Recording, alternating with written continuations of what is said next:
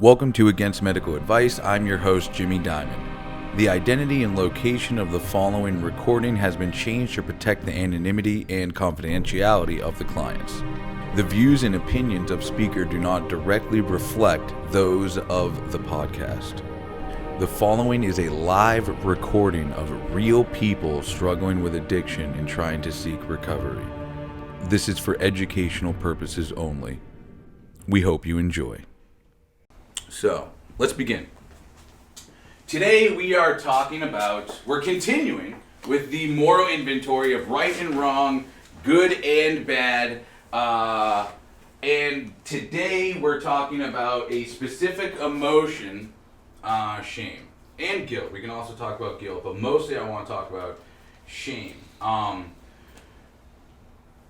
What does shame mean to you? Like, what does that mean? It means that you're holding on to, you're labeling yourself. You feel guilty. You're labeling yourself, and that's something that you did. You know, like you did something bad, and you're just Extreme disappointment in oneself. I think it's also more continuous. Like guilt can, be quicker. Shame stays with you a longer time. What? Yeah, I think that was one of the things, is that, because you don't say guilt on you, you say shame on you.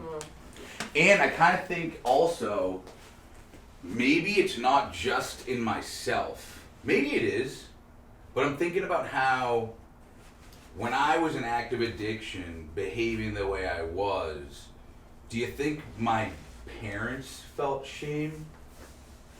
Like associated with my own behavior? Like they felt shame for me almost? Yeah.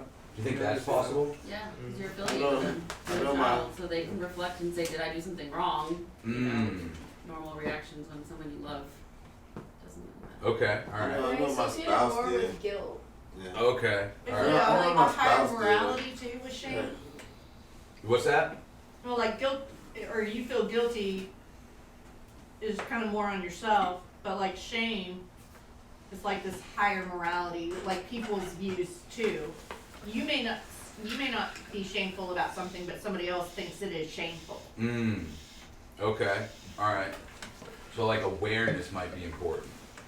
So like if I don't, like shame might not even be present if I don't even know what I'm doing is wrong, That's true. Yeah. right? And then all of a sudden someone says, that's not right. And you're like, whoa, is it not right? Where do you feel shame? How do you identify you feel shame right now? Stomachache. Huh? A stomachache. Stomach. It's a gut instinct. Mentally, What does it feel like or like mentally sound like? it's just like So if you're- like the awareness that other people know what like I would come home and have to park way down because I'm coming in late and away from my condo, so I would have to park way down the street and stumble all the way to the door. And I know my neighbors are seeing this, and so that's my wife and my kids. It's a shame because they everybody knows that your dad and your husband is falling down trying to get in the house. It's a long walk. Yeah. When you're walking that, do you feel the shame or are Walk you of shame, yeah. Damn right. the literal walk of shame? Oh, yeah. I shape that differently. Shame. The next morning. Yeah. Yeah. Like people Walk of saying shame. like you are guilty. Like I feel like this is kind of what Laurel is saying. With like guilt is more of like an internal feeling of like you are. Or I guess it's more of like a knowing like you are guilty or you're not. But the externalization of that is the shame of like people are seeing. Like I don't know. I think I feel shame and guilt really like super deep, like in your soul.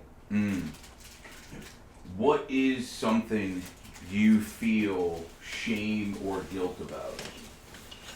My behavior whenever I was drinking. Can you give me an example? Like the reason I'm here is because I blacked out at my best friend's birthday party and I called her a dumbass bitch. I told her she never listened to me. I was told all this because I was blacked the fuck out. But I was just guilty that I told her how I actually felt because it was really mean. But it's because I held so many resentments against her and they just balled up and exploded whenever I was drinking. And I threw up everywhere. I tried to get into a random person's car. It was just a nightmare mess. And then we get back to the house and I like come out of my blackout, start yelling at me and I'm like, what is going on? And the next day, like, everybody tells me what I did and I feel like so ashamed of my behavior, you know, and like that guilt of ruining her birthday, you know? Like I was ashamed of my behavior, but I felt guilty for what I did to her. So maybe shame is like a self-reflection and guilt is like a, reverse that. Shame is like a self-reflection. Shame is like a reflection of what you've done to others. Guilt is like a reflection of yourself. That's kind of what I said. Like walk of shame even is like I'm ashamed because like everyone sees me externally. Guilt is like I feel it internally. Yeah. Right, like I'm shameful because you saw it, but It's at the not end of the Yeah. day, because I'm guilty. Right. Yeah. Yeah. Shame is like Shame is like a an external reflection. Shame, by definition, is a painful feeling of humiliation or distress caused by the consciousness of wrong or foolish behavior. Okay? That's just shame. We're not talking about guilt yet. Now, let's just break down this definition and talk about it a little bit, alright? By nature, this feeling is painful. It doesn't say pleasant, it doesn't say comforting, it doesn't say the best feeling, it's painful.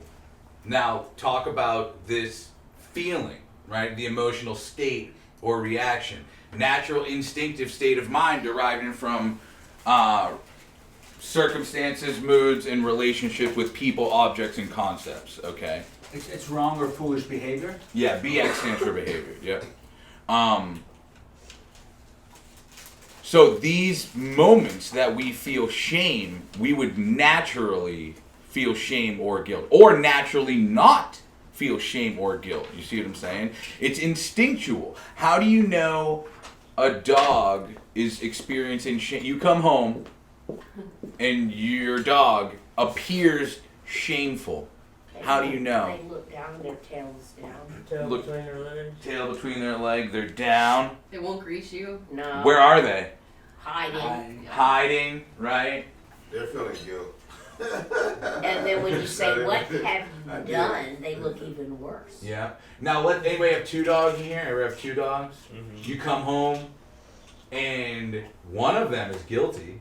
Yeah. The other one is mirroring the behavior. You're right. One of them is guilty, right? But the other one may feel shame and displays very similar behavior. Yeah, like, dude, you fucked us up.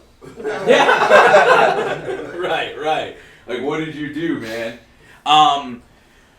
The dog is hiding. I remember when I used to steal money out of my mom's pocketbook, I would do the same behavior. I'd be avoiding my mom, avoiding eye contact, hiding in my room, just kind of waiting for To blow over. for For the shame to go away. yeah, or for it to blow up. Or you do more drugs and the shame goes away. It wasn't necessarily about the feeling, it was more like knowing what I did was wrong and the consequences are going to come. You're almost wanting it to blow up. Because then you know the shame will go away then, you know? Right, and you can just deal with it then, you know what I mean? Oh, I don't think so. I don't think the shame ever goes away. Who knows? We're going to talk about it today though. So this is a painful feeling. What is the feeling of? Like this painful feeling comes from humiliation or distress. So these are the two painful feelings that may cause shame or guilt. Being humiliation or distress. So humiliation is like extreme embarrassment. like super, super embarrassed. And distress is super, super stressed out. I'm pretty sure, right? That's what distressed means. You're like so stressed out. Now, this painful feeling of humiliation or distress has a direct link, okay? So if you are feeling this feeling, it's associated directly. It is caused by, okay? This painful humiliation is caused by the consciousness of wrong or foolish behavior. Knowing that what I'm about to do, what I just did, or what I have done is either wrong or foolish. That's where my awareness of that causes this feeling. So let's say you're aware of something that is wrong and you have to do it as a result of your addiction. When does the shame kick in? Sometimes it depends. Sometimes immediately. Sometimes when you're confronted with it. I mean, it depends on what you've done. Or Yeah. sometimes, like you said, the Aware day of that. after, because you don't remember what you did the day before, but you know it was bad. Mm-hmm. Or when you have the awareness of have to. That's The another one. awareness of what? Like awareness of you have to, right? Like, Or reliance. Or the impact it has on others. uh-huh. Like it's, stealing money in the moment, it's like, well, it doesn't matter, she might not even notice or something like that. And then when your mom's like, oh my gosh, like that was the grocery money or something, all of a sudden you feel that shame because you're like, well, shit, I got caught, one, and two, it has an impact on others. Well, let's go back to our morals. And let's build an understanding of this. I wasn't born thinking stealing was okay. You see what I'm saying? So I may just naturally have shame as a result of stealing. Now I'm going to go through my own experience with stealing and the behavior of stealing, okay? I never stole until me and my buddy Sean went down to Ryder's corner store when we were kids on our rollerblades. And Sean goes, I'm gonna go steal some Sour Patch Kids. And I was like, yo, you can't do that. We're gonna get caught, we're gonna get in trouble, and yada, yada, yada. And to me, Sean says, go fuck yourself, I'm going in there. He goes in there and comes out with, guess what? Sour Patch Kids. And guess who came after him? No one. He went in, got them, came out, and nothing happened. We actually had a great time eating Sour Patch Kids. I was gonna ask if you. The funny thing is, Heck yeah, I said, give me some. Sean was probably lying and he bought them. Told you he was stealing them to look cool. No. Dude, no. We had, bro, no money, no nothing, like, and so begins my own, like, well, if he did it, I could probably do it. And guess what happened next time Sean went in? You went with him. I went with him, and I learned, and I watched him, and I, like, figured it out. You see what I'm saying? And that was when I was, 10? Now, you go from 10 to whenever, I just developed this behavior of stealing. My own morals around stealing may become distorted. It normalized the behavior. Now, so maybe stealing is normal for me, and this is what you see happen to people, but I have morals about stealing. So I would never steal from my parents. So comes the day I'm considering stealing from my parents. I don't think it's right. I believe that's where shame sets in. Even the consideration. When I am like, whoa, I'm considering stealing money from my parents. I know that's wrong. I think that's where the feeling comes in. And I have to justify it. And my own justification suppresses that feeling. And I go do it. Or maybe it doesn't. Maybe my own justification doesn't do it. And I just have to, somehow I have to change that feeling to get what I want to do. But how I do that, I don't know. That's subjective, but that has to happen in order for me to do it. And I think that, like you said, the feeling doesn't go away. Like, I still know what I did was wrong. I still did it. This is where steps 1, 2, and 3 come in. That behavior that I had to do that went against my morals was out of my control as a result of my addiction. You see what I'm saying? That's where the powerlessness sets in. Like, I couldn't feel shame. As an addict, you can't allow that. We gotta act. You know what I mean? I have to use to fight it. I have to do these things to get it. Like, I can't feel the shame. You know? You do it despite the shame. Right. Because I would still feel shameful. Right. But do it anyway. Exactly. So it doesn't. Now, you don't justify it in any way. Could be. It can't be justified still for your parents. Why? It's not I mean, justified. I'm drinking and driving. I have to get there. I can't not. That's justified. You know what I mean? That's me justifying. I know drinking and driving is wrong, but I'll be like, well, I have to. It's right down the street. Nothing's gonna happen if it's right down the street. That's me. I don't even feel it, dude. The feeling, like, it's almost like the feeling of shame, me telling you, like, in active addiction, yo, you can't drink and drive, that feeling doesn't even come up. You see what I'm saying? Shame doesn't even come up when someone looks at me and says, dude, you're about to drink and drive? What? Yeah, what are you talking about? Now that wasn't how people, in my opinion, I could be wrong. I am probably wrong in some cases. That's probably how most people were raised, thinking that drinking and driving is not correct. Somewhere along the way, that changes. How does that change? My own justification, my own rationalization, the people I'm exposed to. I mean, you're looking at my exposure to Sean stealing could have been the beginning of, I'm not saying that it was, you know what I mean? But when I look back and take my own moral inventory, that's the first time I saw it. And it kept on going from there. Same thing. With drinking and driving, same thing with any other wrong or foolish behavior that I engaged in as a result of drinking and drugging and using. You see what I'm saying? Now, But shame, so for shame, I feel like it's something that you suppress, or at least you try to suppress. I know for us addicts, we try to suppress it with some sort of a substance. But I feel like the baseline just keeps getting higher and higher and higher. So, like, you know what I mean? Yeah. So as you carry it with you, like, it just keeps getting more and more and more, and then eventually, no amount of substances, you know, the baseline's so high that it never, you know what I mean, it never fully subsides. right. Does anybody object to this? I'm super hot. I'm definitely. Yeah, it's okay. insanely All right. hot. All right, yeah. I'm telling Lynn. Okay, now, I think you're right. I think that, think about that, right?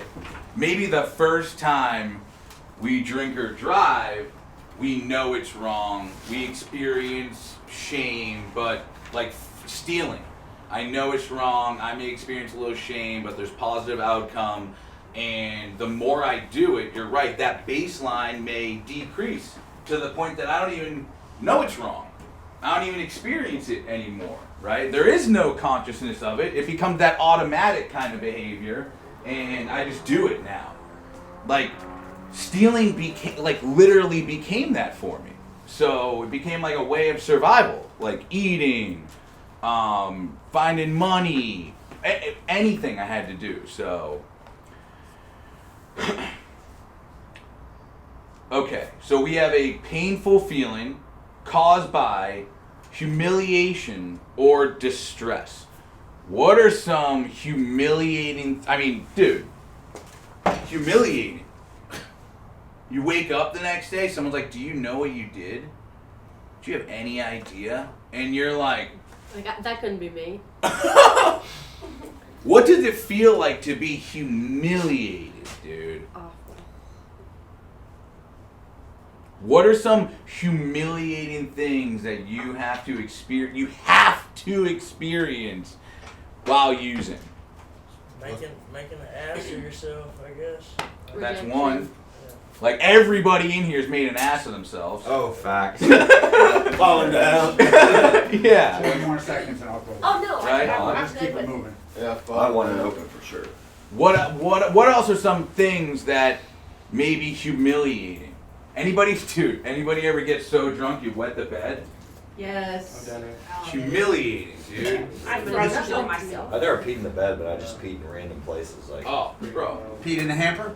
like a closet or Mom's like pocket a corner or some shit. Oh. Yeah. Where'd What you else? pee, Doug? No, Where'd no, you it's pee, not Doug? me, but there was a guy in college that, Bucky is what we called him, but he kept getting worse and worse and worse, and finally, he was found peeing in the ice machine in the kitchen. You know, when Ew. and they went, Oh. "No, baby." I mean, he got at that point. I mean, he was a nice guy, but it was amazing. Why is this ice yellow? That messes with my stomach. Why is That this was- ice yellow? No, that was the end of the use of that ice machine. Yeah. Oh, for Could have put it in sure. an autoclave and nobody would have used ice. Yeah, with it. yeah. That was it. Bucky, you're So- gone. Humiliation. Let's just look up humiliation. Bucky and ice machine. Humiliation is the action of humiliating someone or the state of being humiliated. So humiliated, definition. To make someone feel ashamed and foolish by injuring their dignity and self-respect. Whoa. So when you are humiliated, you feel ashamed and foolish. So you not only feel ashamed, but you also feel stupid, foolish.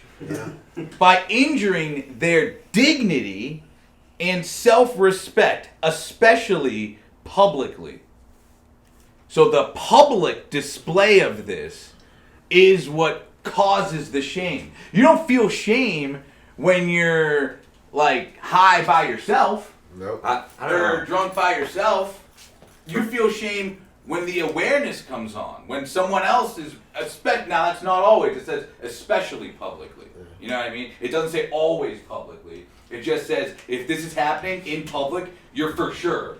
For me, the Gotta shame, feel it. the most intense version of shame was when I couldn't help but get fucked up every day, and every night I would convince myself that I couldn't do it, that I was going to stop doing it, and I just could not do it. Like, that was almost the thing that I was the most shameful of, and no one knew that but me. So You know like the what I mean? repeated the failure. Yeah, the fact that I every day was not able to stop doing it, even though I wanted to do it, and even though like it wasn't even making me feel good anymore, I just had to do it. It's self-awareness. It's like you lose the willpower to not do it. Like you want to quit so bad, but you're just trying to fucking maintain. Right. And that's right. not really, I mean, obviously some people know that you're struggling with that, but not to the severity in most cases. You know what I mean? Yeah.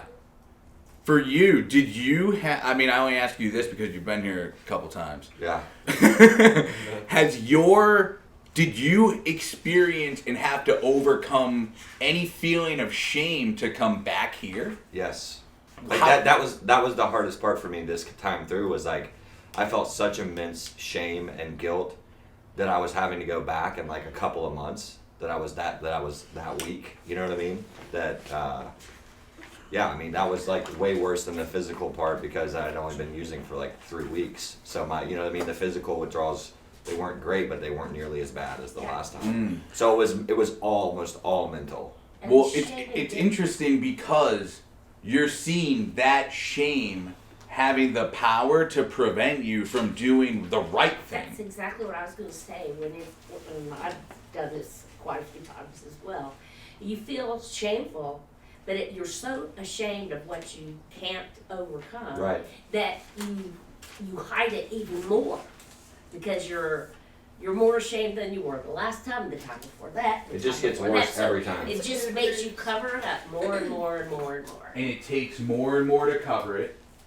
and that balance becomes unable. Like you can't maintain that, and we become powerless over exposing our shame. You see what I'm saying? Like And by the time we're powerless over exposing our shame, it's the worst it's ever been. Yep. Like, that's why we're powerless. Like, if you're powerless over a cup from overflowing, that's because there's nowhere else to put the fucking water, dude. The baseline is so high that it never, like, it literally can't. Even if it subsides a little, you're still, like, feeling immense shame. Yes. Right. And it takes more and more, and we have to continue doing these things in shame. It's easier for me to adjust my morals to my inappropriate behavior than to change the behavior. You see what I'm saying? So it's easier for me to say, this is fine, this is okay, this is no big deal, I'm gonna be okay, than it is to actually like change the behavior. Okay. And that's a slippery slope, because once you start adjusting your morals, you get snowballed, and then all of a sudden your morals are way off. Because once you adjust your morals, your character adjusts. Yeah. And once your character adjusts, you start seeing yourself as a different person. And then when you start seeing yourself as a different person, you may see yourself more capable of just doing these scummy things. Because that's where people say, well, I'm a fucking addict or I'm an alcoholic, so fuck it, whatever, dude. You know what I mean? A piece of shit. Let's just keep going. Let's just keep going with it, bro. And they're like, and that's a slippery slope. I wanted to share about I was listening to Josh's share, and it's like during my active addiction, I never really felt shame or guilt,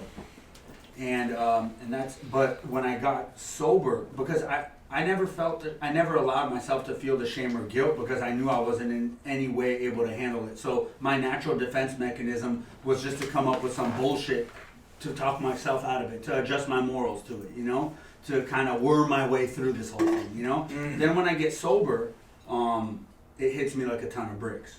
So but the reason why I think that works, or it is what it is, but it's because I have this support of like psychotherapy, the community, recovery, Mount Sinai, Southeast, to deal with the shame and the guilt in the appropriate way, at the appropriate time, in the appropriate place. I don't know if that's worse, better. It's just the way that I process it, So think about this, right?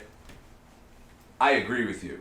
You know what's crazy is like I am fucking my mom would say things like in Russian it's "не управляемый," which is like you're just not like you have no remorse. You're which is like what the fuck is going on? You have no remorse. You don't go to work, you fucked up, you missing this, and you have no shame or guilt about it, But that's just me powering through. Otherwise I'll fucking be dead, Yeah. You made two really good points in there, and I want to cover both of them. The first one is the fact that this shameful feeling is natural and instinctive. And I agree with you. Me, when I'm trying to get sober on my own, the more the drugs get out of my system, the more the shame builds up. So the more sober I get, the more the shame builds up. So by my second or third day, all I feel is intense shame or guilt. The awareness of everything I've done. Which manifests as terrible anxiety, and I'm totally unable to even leave the house. Now, well, there you go. Think about the difference of coping with that shame alone in our house versus in treatment with therapy and things like that. It's crazy, yeah. It's just so much better dealing with that shame when you have these things to rely on that can help you, right? Versus trying to do it on your own, trying to get sober at home, 10 times out of 10, I use, dude. So that's the first point I want to make, is that the feeling's going to be there. How you deal with that feeling is what's most important. And this feeling is actually super important because it's telling you just fucked up a lot. Yeah. Or you just fucked up a little, or however you feel this feeling is going to tell you how bad that wrong or foolish behavior actually was. And it also tells me that my morals aren't totally fucked up if I'm feeling this, Yes. Because I know that it was wrong. So, and you bring up this up. Yeah, go ahead. Oh. And you bring up this other point of, okay, this is a feeling. What happens, who do people become when they have no shame? No shame. Sociopaths? That's exactly it. If I have no shame, I'm going to do anything. I don't feel bad. I don't feel wrong. So sociopaths? Narcissists? Criminals. Criminals? Soldiers? Is that soldiers? No. No, not like soldiers. Who do people be? Street soldiers. Who do people become if they feel too much shame? They feel shame. Isolated, introverted, depressed. Isolated, introverted, Suicidal. depressed. Yeah. You pretty much covered it, Sarah Grace. It comes worse. And then there goes anyway, with their self-pity, What? almost in a way with their self-pity Got the and t-shirt. selfishness and self-centeredness, they're almost like narcissists as well. How so? Because they're feeling, you're talking about that other extreme, it's still all about them. Mmm. Mm-hmm. I'm sorry, I didn't mean to do that. Yeah. My bad. I'm sorry. Do you want me to make what can Is I that do? How can I really- make it better? That's not really sincere. Is it? I don't know. That's why people sometimes only feel shame or guilt when they're caught. Tristan Mm. That's what Thompson. my thing is about. What's that? I said that's what my thing is about. Like when I would drink before going into work, I would feel guilty because like I knew I was wrong, but the shame didn't really set in until I got caught. And then once the shame set in, then it kind of like worked its way back through all the times of like, oh wait, that was really fucked up. Because once I crossed the point of justification, then it became less and less of a thing. So I carried less guilt, but the shame was building up. It's like doing push-ups in the parking lot concept. Of like that was getting stronger while I wasn't paying attention to it. And then when I got caught, it was kind of like just backtracking, and then you realize that mountain was building. And then you look back Yeah. and you're like, holy shit. And you're like, oh, how many people knew along the way up until it was the wrong person that called me on my shit. Yeah. So I was at a restaurant, and they said they smelled it in my breath, and I was like, Yeah. Do you think people feel shame as they're drinking or driving, or the second they see the blues come on? The second They they see see the the blues. Yeah, I mean, sorta. I mean, I definitely did. I had 2 DUIs from my early 20s, but I definitely drank and drive. But I was really always like, I don't know if it was shame or I was like super hyper aware of like, oh fuck, if I get caught, you know, I'm going to jail for a long time. And I'm like, but I still did it, but I was still in that fear, guilt, shame area, but did it anyway because fuck it, you know, I gotta get home. I don't want to stay here. Again, I think it goes also back to like how it was normalized for you. Like when I was a kid, my dad would drink and drive. Like he would have a beer and drive. Yeah, when I first drank. And so like I didn't even realize that wasn't a bad Yeah, thing. right. I would say when I was Open 16, container I laws had no were clue. still there when I was a kid. Yes. Bro, there are videos of, you guys see these videos of them the day they made drinking and driving illegal, and you should see the people on news. Oh yeah, I saw like a clip on that Instagram the other day. Like this is a constitutional infraction. They're going nuts, like Trying to defend against drinking this, and yeah. driving, dude. Move to Right? Louisiana, it's illegal. Dude, like think about that. Really? Yeah. You have Put the an lid on. back in the 70s or 80s or whenever this law came out, you have a whole country that is standing behind drinking and driving, dude. Right? I think I do remember that. How many people needed to die before people got on board with drinking and driving? How many people needed to die before people got on board with seatbelts? Yeah. Mm-hmm. Yeah, I never wore a seatbelt when I was a kid. You see what I'm saying? Yeah. And Yeah, it's like- cars didn't have seatbelts. And now it's mandatory to wear a seatbelt. Now it's mandatory that you don't drink and drive. And as a matter of fact, if you do your research on drinking and driving, it is like there is no fucking sympathy for people nowadays, dude. Like Yeah, it's pretty. 'cause when MAD started, I remember that because I was just like back when I was in high school or going just first to college, but Mothers Against Drunk Driving. Oh, yeah. There was it was a big deal. Mm. And that's when people were still thinking it's not that big of a deal. Dude, I'll tell you what, man. I don't know about you guys. Sometimes I'll just be driving and you're just like, yo, I have no idea if any one of these cars coming by me is just gonna come in my fucking lane Yeah. because they're drunk, dude. And I'm driving with my kid in the fucking car. And I don't know if, dude, a friend of mine who owns a fucking recovery community organization, nonprofit down in Coweta County, son just got hit by a drunk driver, dude. And he died. He's dead. Him and his girlfriend just got hit by a fucking drunk driver, dude. And it's like, yo, okay, that's where now think about the morals, right? Keeping in line with these morals, maybe someone believes that they only hurt themselves when they're drinking and driving. You see what I mean? And they don't think about how that type of behavior impacts other people. Their morals are based upon their own feelings. Their morals are based upon their own point of view, not another person's, you know what I mean? So you have some people whose entire morals are built selfishly, not on like a community level, not on like a family level. Like, I'm doing this to defend my family. I'm doing this, you know, so that like my kid can go to college. It's like they start saying, well, I'm doing this because it makes me feel good, because I have to get from here to there, because I'm only hurting myself. And it's like, dude, we need to take that moral compass and just expand it. All right, what about like your family? What about those immediately affected by you? You see what I'm saying? Okay, so we got shame. How long does shame last? Until you address it. Definitely. Until you work through it. Until you address it. Like, when does, say, all right, let's use right now, okay? Let's say relapsing may be a shameful thing. I mean, I don't think there's anybody in here who would not experience shame as a result of relapsing, right? Right. So let's use that hypothetical example, or if you have the experience to share it. You know what I'm saying? When does shame set in? Does it set in after you drink? Does it set in the moment you decide you're gonna drink? Does it set in once you're caught, right? Like, when does the shame set in?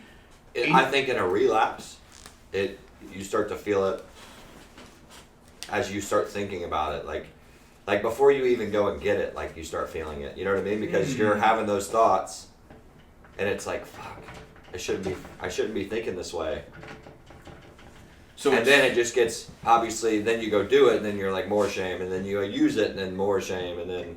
So for me, it would be like the shame would probably keep me from doing it. So it might be a good thing initially, but if I end up fucking myself up, pushing through the shame and doing it, then I won't feel any shame until I get sober. So let's talk about that. This feeling is good. Yes. This feeling is your body preventing you from doing dumb shit. Right? It is gonna come on. And you're the one who has to be aware of it. And it has the ability to prevent you from doing things. The feeling of relapsing, someone could say, that's stupid, I'm not gonna do that, and stay sober. That shame could kick in beforehand and literally, like you're describing, keep them sober.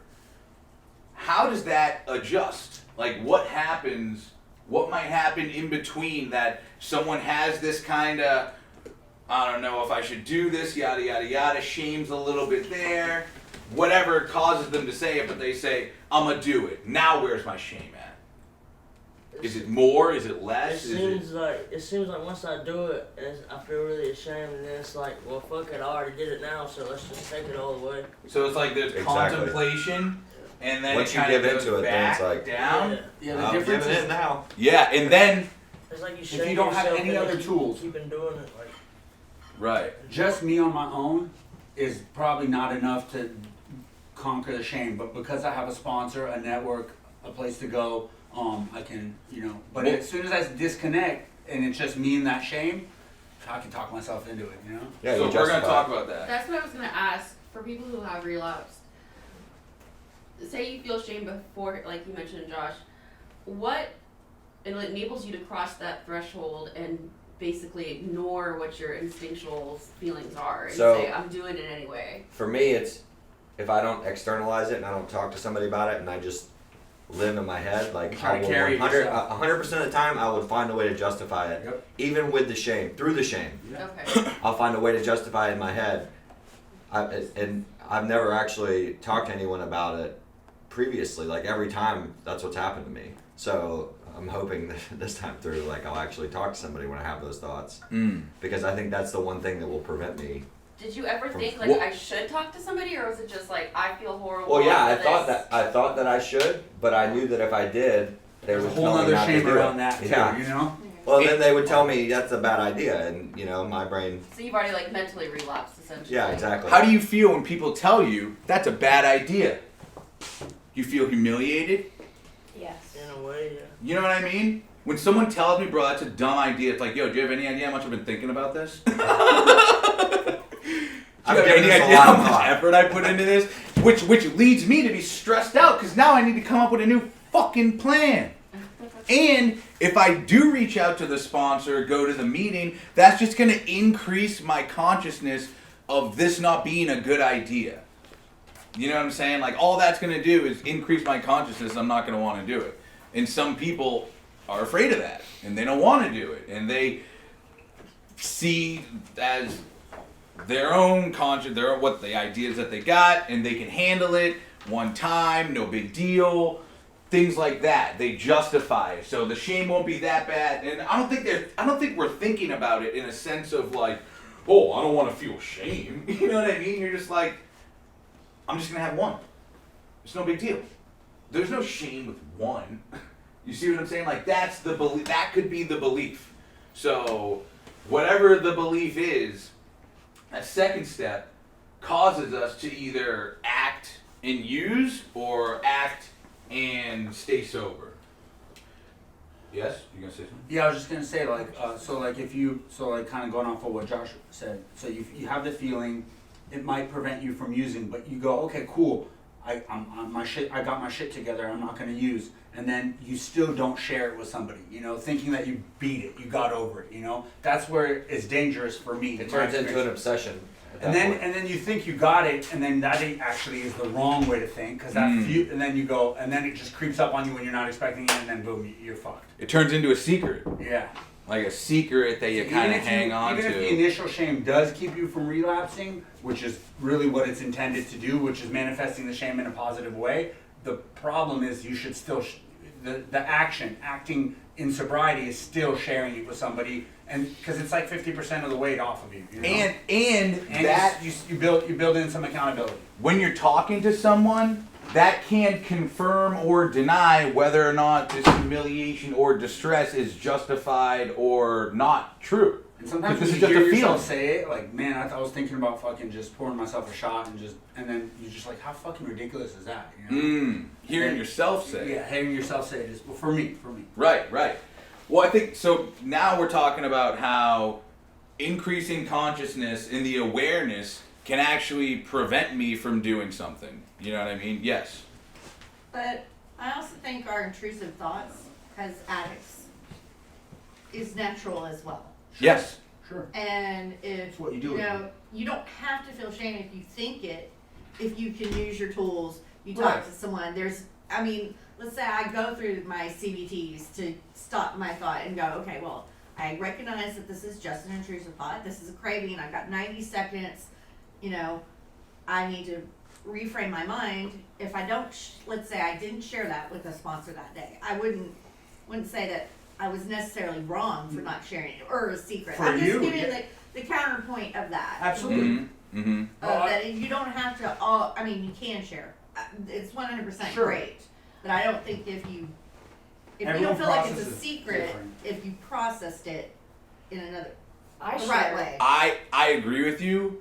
I see value in sharing it. Oh, I You do see too. what I'm saying? I do too, Yeah. completely. Yeah, So and that's where the sponsor comes in, because hopefully you're having a relationship with that person, you know what I mean, and talking to them consistently.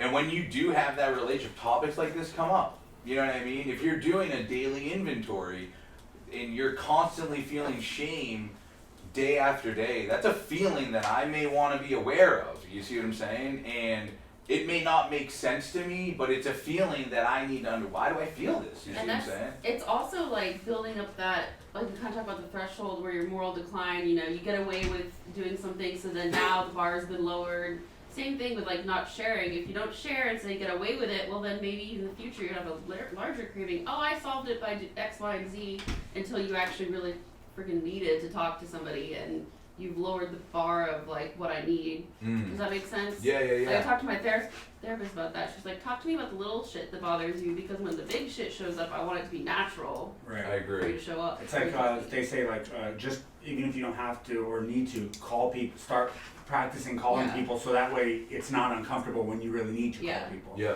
But And I'll that's share. True too. Yeah, I'll share something. So just this happened this weekend. So I'm over at my folks' place right now. My dog's not feeling well, so I'm kind of out of the sober living residences.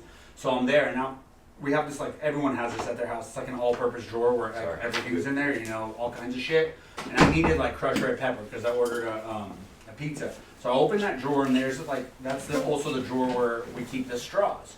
So I started there, like I used to take the straws and like cut them into thirds. And you would think like, why wouldn't I take this drug paraphernalia and put it in my room? I didn't. I just left it in my parents' drawer down in the kitchen, you know? So like I opened the drawer to get some crushed red pepper, and there's like a third of a straw in its wrapper, and I'm like, oh fuck, you know? And then like right away, you know, everything goes through my head. I'm like, shit, you know, I how fucking irresponsible, like how much of a fuck was I? I would just take the straws, the scissors were right there, cut them into thirds, and just leave them in the drawer. And when I needed one, I'd come down, hey mom, how you doing? You know, let me get a fucking third, you know, of a straw, because mine's been used up enough, you know? Yeah. So I saw this third of a straw, and I had this like feeling like, well, first of all, I was like, kind of like, fuck, you know, like, why didn't I hide my drug paraphernalia? That was the first thought. And then I thought, like, well, I'm actually really grateful to be sober, but I still called my sponsor and shared it with a bunch of other sober people. And they're just like, throw that shit away. Yeah.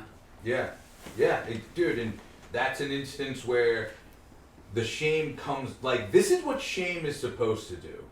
It wasn't even a shame for my problem with drugs and snorting things. It was just the shame that I fucking would take, was so fucking, just so, like, carefree about it that I would leave the drug paraphernalia, because it was just easier to cut the straws in thirds and leave them right there. Yeah, yeah. You know what I mean? Now you see the shame is maybe comes on, then gets more intense as we get closer to the thing, right? But even now, just sharing here is better for me. And again, I think the therapeutic value of sharing is different for each person. Yes. For some people, it's very, very hard, and it causes them to really have to work through a lot. But for me, it's kind of easy, you know? I want to share about, like, Friday I went to go meet another alumni from Mount Sinai, and I the shame and because he had already started relapsing, and just I felt I didn't feel shame for being there or anything, and he was ordering drinks, and I felt pity for him. I mean, just you know, I didn't feel shame for him or for myself. I felt more pity, like dude, why would you do this to yourself? You know what I'm saying? You know where this road goes, and so you know, I talked to him a lot the whole time we were there shooting pool, but I was just like, dude, this is you know this isn't gonna lead anywhere. Mm-hmm. So you know, yeah, I mean, so I try to stay away from feeling pity for people. I think, for me personally, I think if I feel pity for someone, it's from a perspective of inappropriate self-valuation. Empathy is what I'm shooting for, but I'm not always there, you know? So let's say that shame can come on before the behavior, during the behavior, after the behavior. There is no real time limit on shame, you know what I'm saying? It could last kind of however long.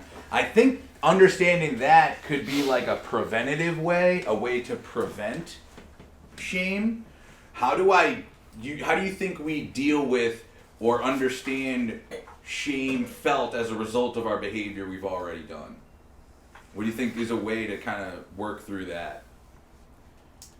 Does anybody have like an Make an inventory of it? There you go, right? and then pray, give it up to God and pray. Well, I mean, if we have a overwhelming feeling of shame as a result of, let's say I do a behavior and the outcome is shame, instead of dealing with it, I kind of like put it over there. I think we were talking about this. And then you kind of take all these instances of shame and just like shove it over there, right? When you get here, you got to take all this shame and walk through it one by one.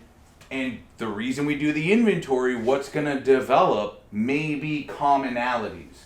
Some things that normally you feel humiliated about, things that normally distress you. These are normal behavior patterns that you have when you're feeling shame. These are normal behavior patterns that would work for you as a result of the wrong or foolish behavior that you did engage in. Now, one is preventing that from happening again, and two, how do I do that? Maybe just kind of understand a little bit about addiction, powerlessness, what you can and cannot control, and fucking take your seatbelt, strap it in, and say, I'm willing to work on this shame. Because that's not gonna go away in one day. That's not gonna go away in one weekend. That may not go away in 1 year. You're gonna have to work on that shame. And you're gonna have to work on facing it and accepting it and owning that wrong or foolish behavior. Because what you know that's not you anymore. I don't fucking do that. Yeah, I did that. I don't do that anymore, dude. You know what I mean? But if I am still doing it, I don't want to say that. I can't say that. It's like difficult. You see what I'm saying? So I was gonna say I address my shame from my behaviors addiction by like the living amends. Even if I don't verbalize it to somebody else, I know better now. I can do better now. I can't change the past, but the only way I'm gonna ever successfully accept that happened and then like forgive myself is by acting differently now. I agree with that, because that living amends will, so like say, I don't know how I'm going to overcome the shame of what I did to my family, but I can make sure I never get high again. And that for sure will prevent that shame that I felt in the past from ever occurring again. Not going to say you're not going to feel shame again, but when you do feel shame again, you want that to be the natural instinctive state of mind.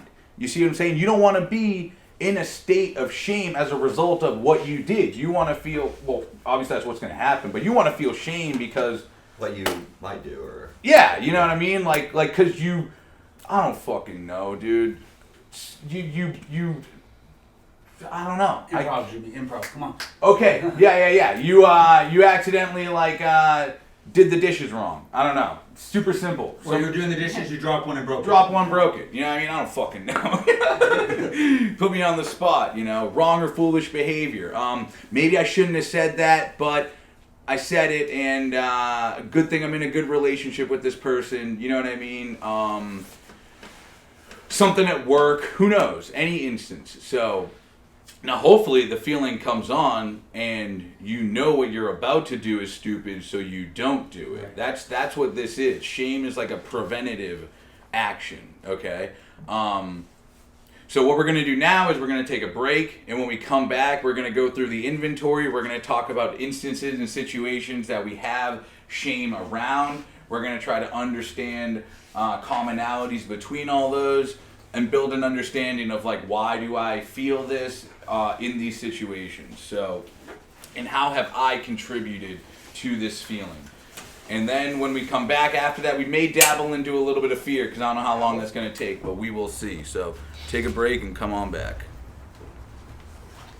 About that are legit, and which feelings we have shame about that are not legit. So for right now, whether you want to write them down or just share them, always encouraged to write them down. We're going to go through a little bit of a shame inventory. And the first question is, who or what do I feel guilty or ashamed about? And explain the situation that led to these feelings. So think about something, a person, or who or what you feel guilty or ashamed about, and explain the situation that caused that feeling. So you can write it down, and then once you're done writing, you can share it, or you can just go ahead and share it out loud.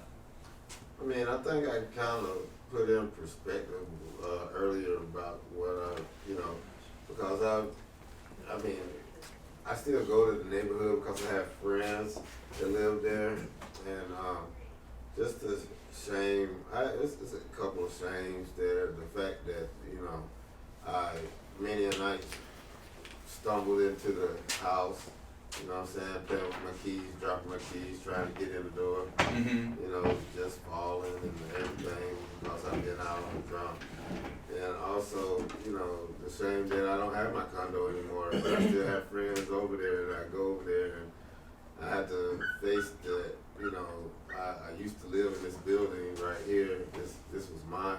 I own this property, and now I don't. And, you know, I don't feel it as much anymore.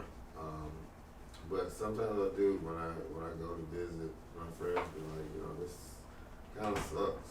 You know, that I let my drinking and drugging get so bad that I lost my homie. So you got some shame around your behavior when you were drunk, and losing your condo as a result of your addiction. Yeah. Okay, good. Anybody else? I'm pretty much in line with him. You know, I feel shame or ashamed of my family, you know, for uncontrollable drunk behavior, especially, I guess, in public or not necessarily, you know, where they're like, I'm stumbling, falling, hit a curb where, I mean, I'm already clumsy as a sober person, much less a drunk person. That was just a recipe for disaster. And, or slurring or just pretty damn drunk. And then they're having to support me or, you know, kind of excuse me as well to other people. You know. Yeah. Yeah, the excusing. Yeah. You don't think about that one. Yeah. I feel shame because I've had major seizures in family outings. Once at Thanksgiving, once at Christmas, and once just a get together. And we're talking about family like extended family. So my brother's wife's mother and father and stepmother, you know, all those people. And one person caught me from falling on a coffee table, or I would have had my head bursted open. And so all these people, every time we get together as a family, which is frequently, that I have to face them. And I feel embarrassment for my family mostly, because my daughter, it all fell on her. She had to call the ambulance and do all of that. And then she filmed me the first time I was in the hospital, and she asked me if I wanted to see it. I was hallucinating, thinking that I saw frogs coming out of my gown, my hospital gown. I can't watch that. That's too much for me. Way too much for me. Too much what? Too much absolute shame.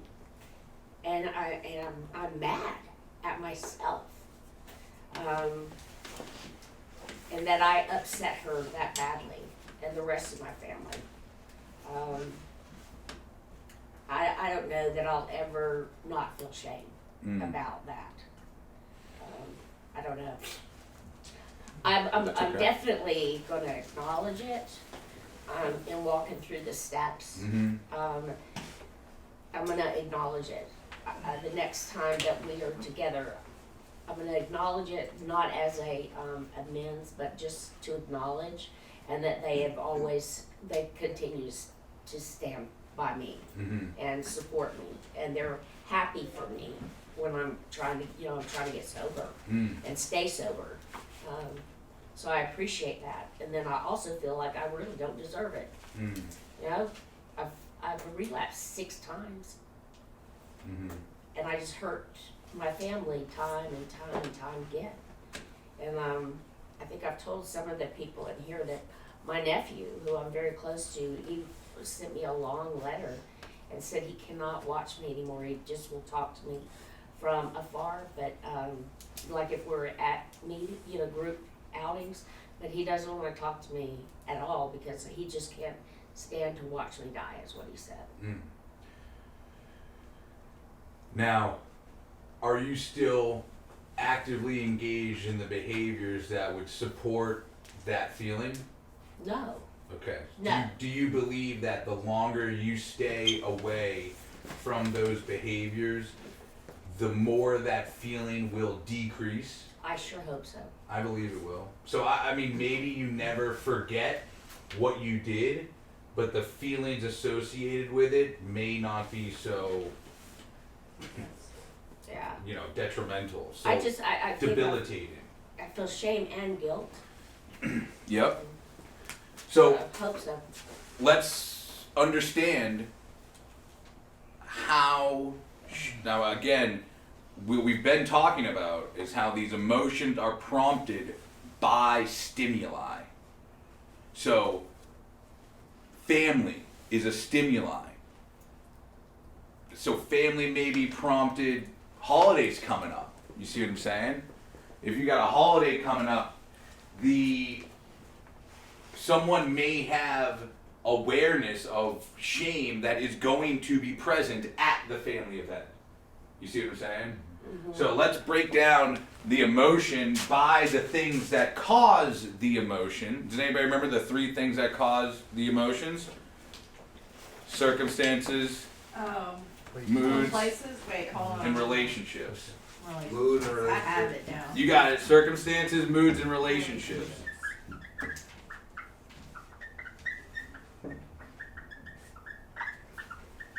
So we're gonna talk, and if any of these hit home for you, write them down. You know what I'm saying? We'll start with number 3, and we'll start with people.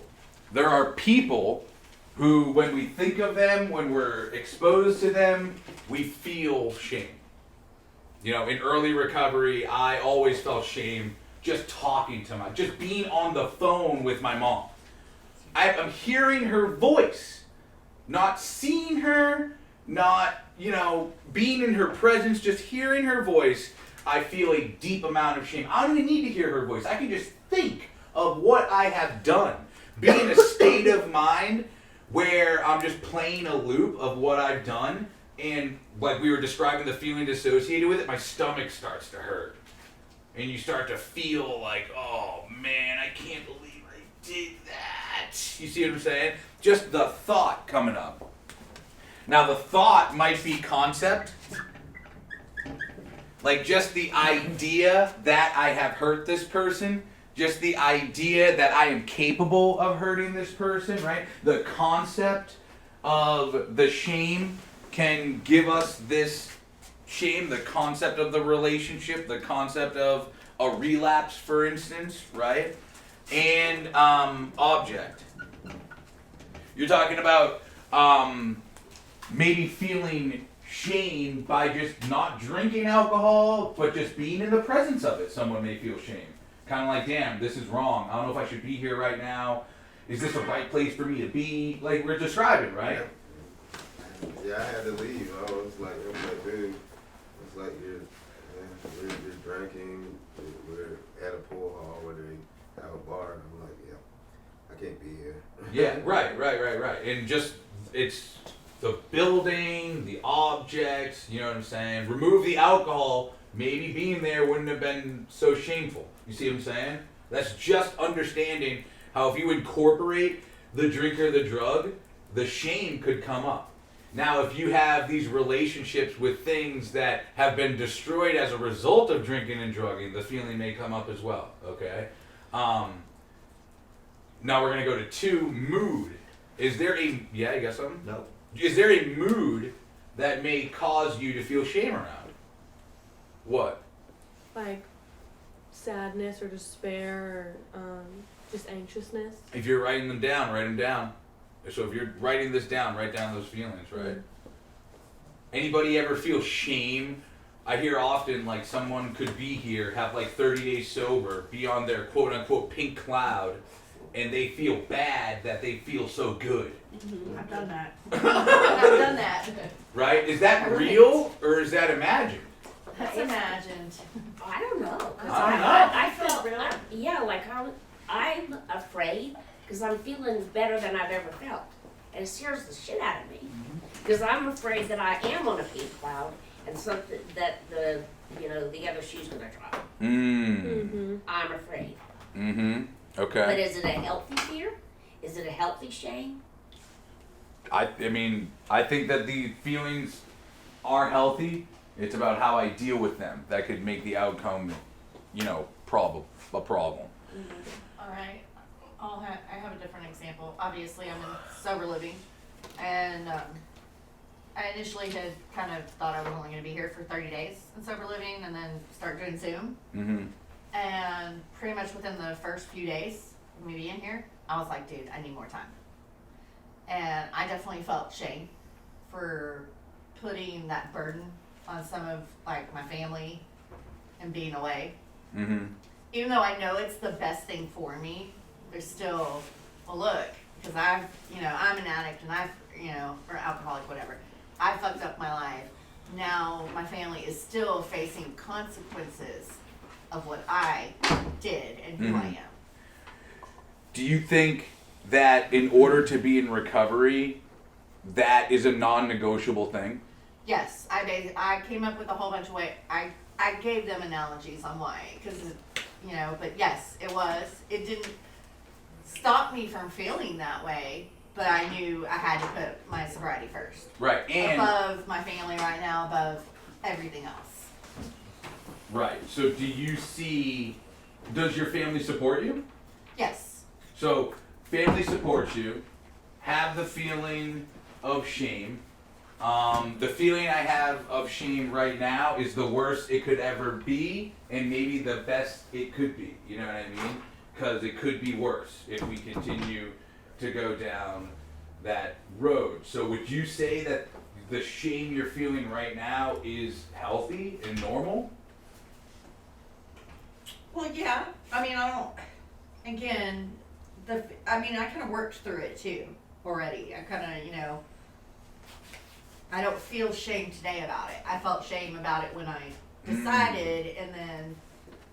So why don't you feel shame about it anymore? I really, again. Because it's the right decision? It's the right decision. Because it's not the wrong decision. Yeah. You see what I'm saying? Yes. So you're making the right choice. Yeah. And not only are you making the right choice, but the feeling of shame you have associated with the right choice is not valid for what you're doing. You see what I'm saying? So what you feel is not necessarily what you're doing. And if we're not taking a daily inventory, we may lose track of what we're feeling and what we're doing. Because if I'm feeling like shame consistently, but what I'm doing is good, that's something that I want to look at, right? But if what you're doing is good and your shame is subsiding, it seems like you're doing something right, dude. And if I'm not taking a daily inventory on that and building a relationship with these changes and these kind of like what would we call them, phases in recovery, then I may misdiagnose my own feeling, and make a poor decision. And what you see people doing is maybe their shame subsides. They get 6 months clean, they're doing great, they don't feel shame, yada yada yada, and they may end up making a poor decision, because they're not focused on it. And they think that it just goes away. And they don't continue to manage it and take these inventories. And that could happen, Okay. So we have moods. Some people could feel shame around feeling good. Some people could feel shame around feeling bad, right? I shouldn't feel bad. I should feel good. Or I shouldn't feel this way. I should feel this way. Yada, yada, yada, right? Different moods. Now, some of these moods are humiliating. Think about the foundation of these relationships, moods, and circumstances. They are by nature unpleasant. They are by nature humiliating and by nature distressful, right?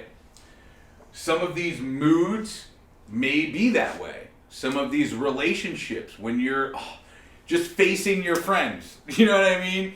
That's humiliating. Just being in their presence, you know what I mean? It could be distressful, having to cope and deal with the moods that we feel here, right? What are some circumstances that we may feel shame around, distress or humiliation? High school reunion, college reunion. Reunion. So you can anticipate feeling shame at this time. Family functions. Family functions. Friends' birthday parties or celebrations. Now, say we go to see our friends, right, for the first time since we made an ass out of ourselves. Is the shame rational? I think so. Right? Like, last time I saw you, I did some pretty stupid stuff. And this is my first time being exposed to this stimuli. Probably, for sure, gonna feel that same feeling. The next time, if I don't act on that behavior, so let's say you see them again, you don't get shit-faced obliterated and make a fool out of yourself. Right. What do you think happens as a result of that?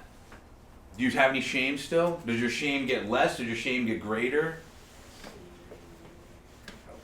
It just, you don't forget it, you know? Like, you want the shame to go away, but it's hard to let it go. So even though you're trying to let it go, you don't forget it. Okay. So just those emotions that you have tied with it, like, are hard to let go of. Okay. What about the next time? So you see them the first time, it's chill. Next time, It gets better in, like, little bits, but, like, progressively better each time. the more you expose yourself and don't engage in the behavior, Right. it may get better. Mm-hmm. If out of any of those times you do the same thing that you did to cause that, is it going to come back? Mm-hmm. That feeling of shame? Is it going to be worse? Mm-hmm. You see what I'm saying? This is just basic understanding. You know what I mean? You can't control feeling shame. It comes on, dude. It's natural. It's instinctive. You are powerless over feeling it. So if I am going to feel it, I want to feel it for things that are natural. You know what I mean? Again, I don't know what those natural, like, oh, snap, I didn't know I couldn't do that. You know what I mean? And people are like, dude, being in treatment, bro, there's plenty of times that I have done things with zero shame that I should have felt some shame about. You know what I mean? Just working in treatment, ethics, boundaries, stuff like that, just not understanding, just fucking trying to help you guys get sober. It took me a while to understand that. Now, as a result of not doing those same things again and learning from them, I developed my own individual thing, right? My own individual person, my own advice, my own little program that I follow that happens to work for me. You know what I mean? In order for you to develop that same understanding, you're going to have to be put in situations where shame is going to come on and you're going to have to deal with it. Because you're powerless over the shame happening, it's dealing with it that is the most important thing. So, which of these situations caused me to feel shame in that I had no part in creating? So, think of your instances that you feel shame for. Are there any that you did not have a part in creating? I don't think so.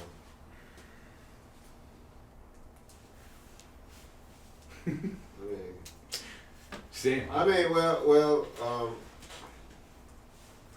mean, there's shame that my family has to incur because of we losing our home, and so when they have to go back to the old neighborhood, I'm sure they feel that shame that I brought about. Okay. So, the shame so you're talking about their shame? Yeah, well, they probably, that's what I'm saying. Maybe it's like, because my daughter, sometimes she doesn't like to go back to that neighborhood just because, we lost our home. So you have shame over the shame you caused to other people. That's what I think you're saying. Is that shame that you had a part in creating? Yeah. It's just like the next level, once removed, but it's still there. Yeah. Dude, it's Yeah. the same as the addiction. Like at first, using just hurts us. And then somewhere along the way, like using starts to hurt other people too. I think it's the same thing with these emotions. Like hiding these emotions, not dealing with them, suppressing them, changing them, originally just hurts us.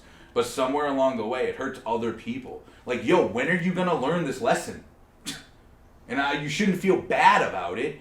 We want to support you. You know what I mean? It's like this weird paradox of like help and vulnerability and like figuring out like what's the answer and this and that. It's a lot, bro. And it's not going to happen if we avoid it. That awareness is not going to happen if we run from it. It's not going to happen if we avoid it. It's only going to happen if we kind of lean in and look at it. And whenever I lean in and look at my shame, like the things that bring me the biggest amounts of shame, I did, dude. Like I signed up for it. I engaged in the behavior, you know what I mean? And if I didn't sign up for it, then I was powerless over it. And that goes back to like I shouldn't beat myself up over it because I didn't fucking know. You know what I'm saying? In the situations I did have a part in, what was my motivation or what did I believe that led me to act as I did? So in the situations that like I'm describing, that I was the cause of my shame, what was my motivation? Drugs, alcohol. And what did I believe? Going back to like, it's gonna be okay, it's all gonna like, you know, roll over. They're not gonna call the police, right? Like, it was almost like the outcome of me stopping is not gonna happen. I just have to bear the emotion of hurting this person. Like, that was what I believed. I was like, I'm not gonna go to jail, I'm not gonna die. I just have to overcome the pain of like having to like deal with this person. So that was my belief. In the situation, go ahead. Yep. Sure. I was just gonna say, like, my biggest thing and what keeps coming to mind for me is disappointment. Like when I was younger, I'd rather my dad just scream at me and be mad versus being calm and just saying, I'm disappointed in you. I mean, and it goes back to like a grade, for example. Like my dad, he was like, his parents are immigrants, or so like, in other words, like school is very important. And I know it sounds very stereotypical, but it is for our culture, and he's Asian. And so like, even if it came down to something like me getting a B, well, why didn't you get an A? I'm so disappointed in you. Okay, well, in like being a small child, like as you're older and in college, okay, I could have studied harder, I could have done that. Well, when you're young, you don't know, like, oh, I don't know, like that's just what I taught and that's what I retained and that's how I got a B. Like, sorry, next time I'll try for an A. So it wasn't that he was mad and so now his disappointment turned into my shame. And I feel like people do that when they're trying to face their addiction, like around, because they feel like everyone around them feels like they're disappointed in the actions that they chose, when really sometimes we couldn't even control it. What did you believe, like in those times? Was there something that you believed about yourself when you would get a B or an A? Well, like if I got a B, it was always, well, you could do better. Like C's, anything below like an 88 in my household was bad. And like every A we got on our report card, we got $20. So from my grandmother, who's Japanese. So like if we got an A in social studies, science, math, language, whatever, you get $20 for each A. And then if you don't get an A, you get 0. So it's like, so then you're held up to these standards your entire lifetime. So when it is something that's like really actually like serious like this, it's like, wow, if you're disappointed in me getting a B, like, how do you feel about me now? Well, how do you feel about, the question is, how do you feel about yourself? Like, what is your belief? Does your belief change when your dad like talks to you like that back then, did your belief about yourself change? Oh yeah. Now, what did it change to? Well, like when you hear these thoughts of, well, you could have done better, you make yourself believe you could have done better. And sometimes that's not in a positive aspect. And like it could turn into like, oh, I was never this type of person, but my sister was like, oh, I'm so stupid, I could have done better. Like that was my fault. Why didn't I get an A? And I think that that's common. Like, yeah, I'll often beat myself up, like, dude, I should have done better. I should have worked harder. I should have done this differently. But given the natural instinctive state of mind, that could have been the best I ever did. You know what I mean? And I have to ask myself, did I give my best effort? You know what I mean? Maybe I didn't. Maybe I could have done more, you know? It depends. Like for me, it's like if you have a track record, if you take it all in a macro view, and you have a track record of doing the best that you can, and you came up short on something, I'm not gonna sit back and go, oh, maybe that one thing I could have done better at. You know, I mean, I know that I did the best that I can because that is the belief system that is, you know what I mean? Now, say you did the best you could, and still maybe came up short, got a B like the example we're using. Yeah. What is the best course of action from that point? I think what the difference is there, Daniel, that's your belief system. Yeah. When a belief system is inputted upon you, sure, you especially young, that's what you adhere to. So now in an adult state, we could easily say, well, that I gave it my best. But when you're a child or an addict, like I often look at the addict's brain as the brain of a child. Because there's something that happens in there that it gets to a point like stealing, like we don't know better. So I agree with you absolutely, but like my parents saw in the beginning they were like, you need to do better. Then they kind of got some evidence that I was trying as hard as I could, and then they stopped kind of going to that. But then I had a buddy, like my buddy Mike. He definitely didn't do the best that he could. He had a lot more to give, and his parents could see that too. You know, that's why like when we got to a certain age, and his parents kept on with the fucking, you need to do better. You're not trying as hard as you can. And then when he would be over at my house, he wouldn't hear that from my parents, you know, because they knew I was, you know, they could see that I was. So, I mean, I think now we're into parenting, so, you know what I mean? Well, I think it goes into time, effort, self. It goes back to commitment and decision making, you know what I mean? It's like the same thing, like why my parents don't get too much on beating me up about my addiction and my all my fuck-ups. Because they know that I beat myself up enough. What's the point? There's nothing more that you could do or say that I don't already know and will fucking persecute myself over. So they kind of realize that that's not a healthy direction to go. And I'm sure there was trial and error. You know what I mean? There's like that second step is bringing in powers greater than myself. So whether it's a B or a C or a D, if you're giving your best effort and people see that, it's like, okay, do you need a tutor? Do you need extra help? Like, what do you need to give you that second step? And then third step is deciding to do it. You know what I mean? And in the decision to do it means that you're dedicating yourself to get that grade. What do I need to do that? Time, effort, self, you know? Now, if you do that again, say you put in all the effort and you fail again, or you get another B, it's just back to the drawing board, you know? It's like, dang, should I feel shame about this? I gave it my best fucking effort, dude. I'm in the tutor. And you see people like, what happens is kind of like Tiff's saying, we could expand on this, and we're gonna expand on it when we get to sixth step, but some people define their character upon moments like that. And they say, I'm fucking stupid, I can't do it, man, and they kind of like give up type of mentality. You see what I'm saying? Yeah. And they feel shame by trying because the outcome is failure. And then the shame paralyzes them. It boom, boom, boom, boom, boom, you know? So the motivation and the belief system around these is very important, you know? Like, what's my motivation? What do I believe that led me to behave like this? How has my behavior contributed to my guilt and shame? How has my behavior contributed to my guilt and shame? Do you mean like beforehand or after the fact? Now.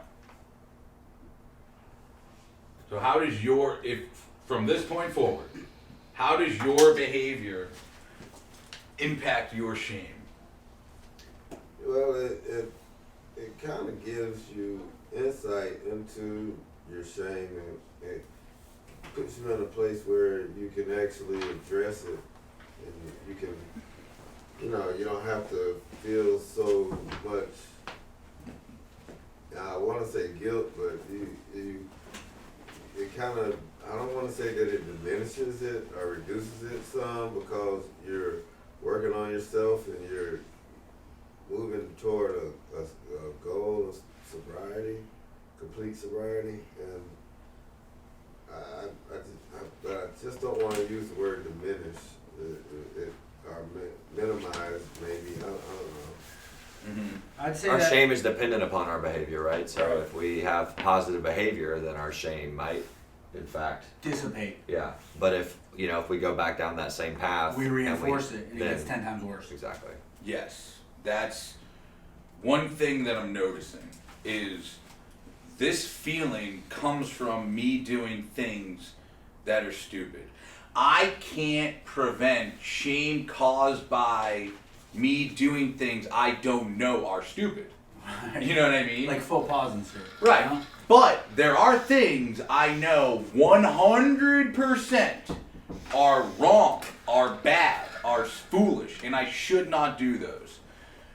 Just for today, if I don't engage in those, I prevent unneeded shame from happening in my life. You see what I'm saying? Which gives me the ability to deal with the shame from the past. Yes. I can't deal with that shame from the past if every day I'm feeling new shame, dude.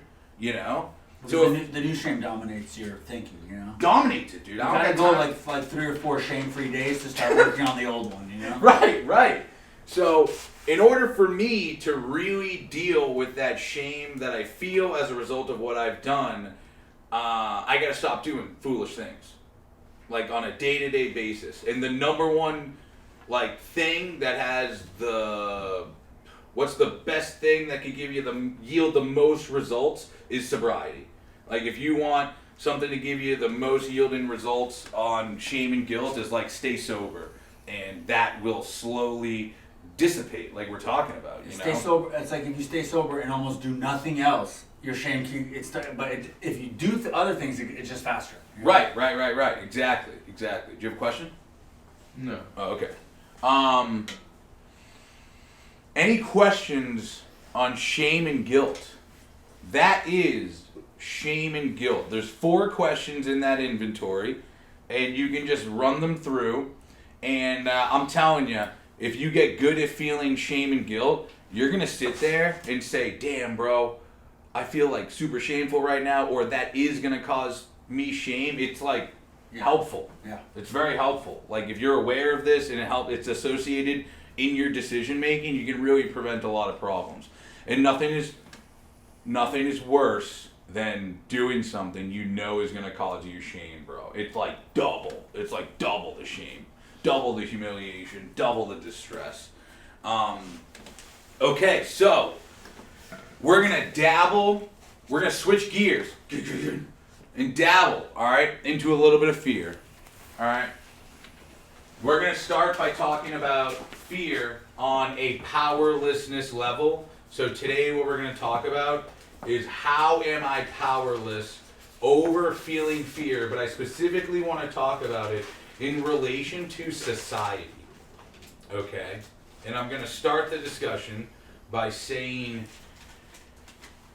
you are powerless over feeling fear, and you like feeling fear. Feeling fear, maybe you don't, but feeling fear, is something that people know you feel, and people take advantage of it, and they know that you'll pay good fucking money to feel that feeling and come out safe. horror movies, haunted houses, Halloween, Roller coasters. roller coasters, right? All of these are fueled off your desire to be scared, right? What are some other ways that maybe fear has been used to kind of, all the way back to public executions, right? Go back as far as you can to the Colosseum. You fucking steal. There was back in like the medieval time, there were like 230 petty crimes that you could commit that would get you executed. So if you like stole, you'd be executed. That is not because they like killing people. That's in an effort to keep society controlled, dude. And somewhere along the way, they said, we can't keep doing this. Right? And even, if you want to literally learn the history of pain and how it's been used to control society, go to Dan Carlin's Hardcore History and listen to Pain Fontment. It is outstanding, right? It just describes all the shit that we're talking about. And keep in mind that it was, even back then, marketed. So you're going to the Colosseum because you got a flyer that said, so-and-so is going to get executed by lions during halftime of the gladiator fight this Sunday at the Colosseum. Monday. You know what I mean? And you would go there, and you would have a fucking beer, and you'd be making out with someone while people are getting publicly executed in the middle of the fucking stage. What was the name of that again? Dan Carlin's what? Hardcore History. And the episode is called Pain Fontment. Pain Fontment is Yeah. the episode. Yeah. Dan Carlin's Hardcore History. Yeah, 5 hours long, so strap your seatbelt in, my friend. That'll be quite the lecture. So it's been used in society to kind of control society. It's been used for people to make money, right? And you, me, everyone is powerless over feeling it. It's a natural, instinctive state of mind. I don't need politics. I don't need them right now, all right? But let's talk about it a little bit.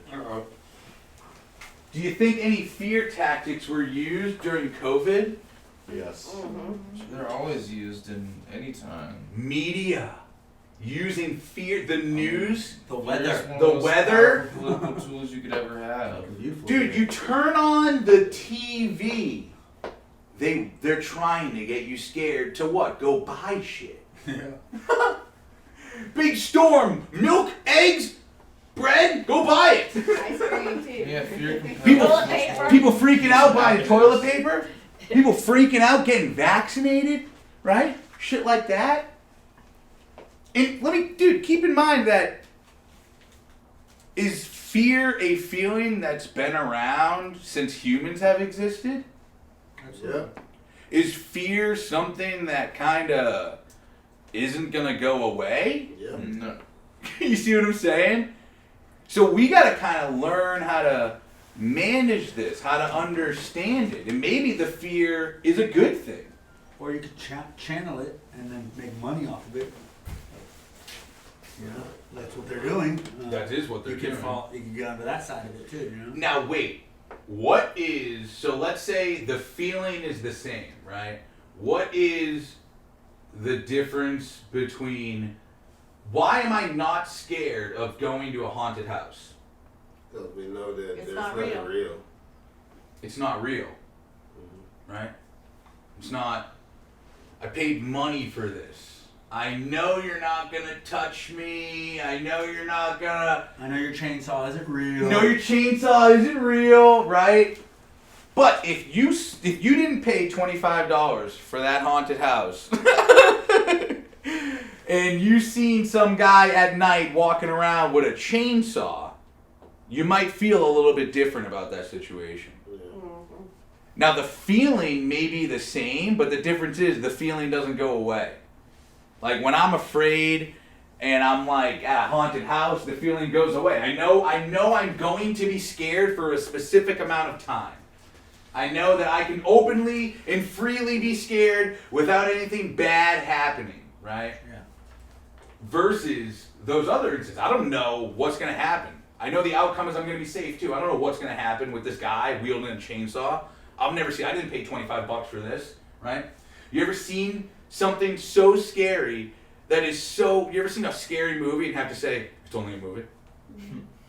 Have you ever done that? Oh yeah. Yeah. Dude, that's how intense it is. The feeling is so intense. When I saw Hostel in theaters, dude, I'm like, bro, this is only a movie, bro. This is not real.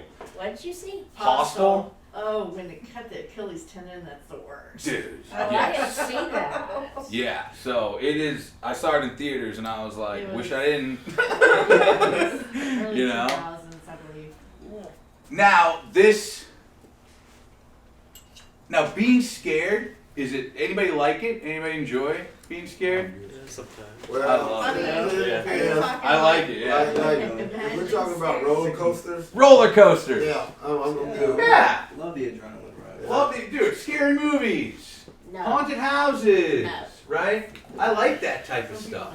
I I'm into I it. do not. No, I'm I just do roller not. coasters. Just roller coasters? Yeah. I'll right? do roller coasters too, but no haunted houses, no scary movies. Ever. Yeah. Skydiving, bungee jumping. Yeah, I try You? something like that. Wow. I Yeah. want to spread out. Now, that is I need to cross I'll off do My something daughter like did that. it, and I had to. Yeah, I could never. I'm so nervous about skydiving. I don't even know if I would want to do I it. think anything that's like adrenaline rushing that I try, and I know you get a different form of adrenaline when you're like, I don't know, like the haunted houses and stuff like that, but you know, like skydiving, fast driving, anything like that, that fear kind of is almost invigorating, you know. Oh, yeah.